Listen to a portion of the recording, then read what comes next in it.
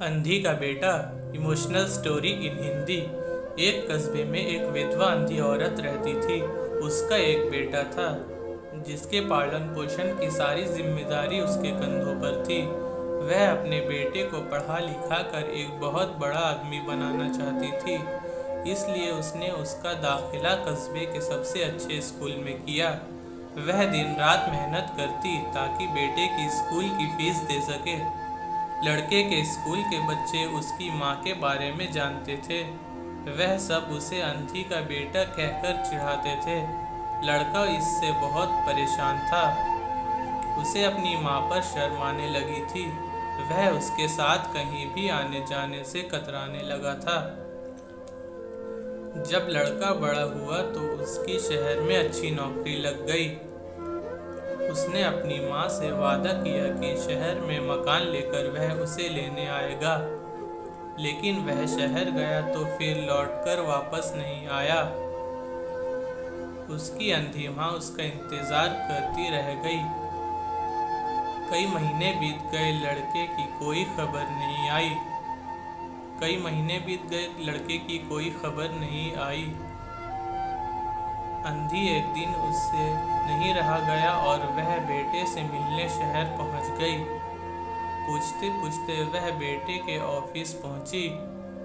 वहां security guard ने उसे रोक दिया। अंधी औरत ने गार्ड को अपने बेटे का नाम बताया और बोली कि उससे जाकर कह दो कि गांव से कोई मिलने आया है। गार्ड ने जाकर उसके बेटे को बताया। बेटे ने ऑफिस की खिड़की से देखा तो उसे अपनी माँ गेट के बाहर खड़ी नजर आई। तो वह ऑफिस में सबके सामने अपनी माँ की वजह से शर्मिंदा नहीं होना चाहता था। उसने कहला दिया कि वह ऑफिस में नहीं है। अंधी औरत वहाँ से चली गई। शाम को वह लड़का ऑफिस से घर जाने के लिए निकला। रास्ते में एक जगह काफ़ी भीड़ जमा थी। वह अपनी गाड़ी रोककर भीड़ के पास पहुंचा और तो बीच सड़क में अपनी माँ को मरा पाया। उसके हाथ में एक चिट्ठी थी जिसमें लिखा था, बेटा, बड़े दिन हो गए थे, तेरी कोई खबर नहीं मिली। चिंता हो रही थी इसलिए तुझसे मिलने चली आई।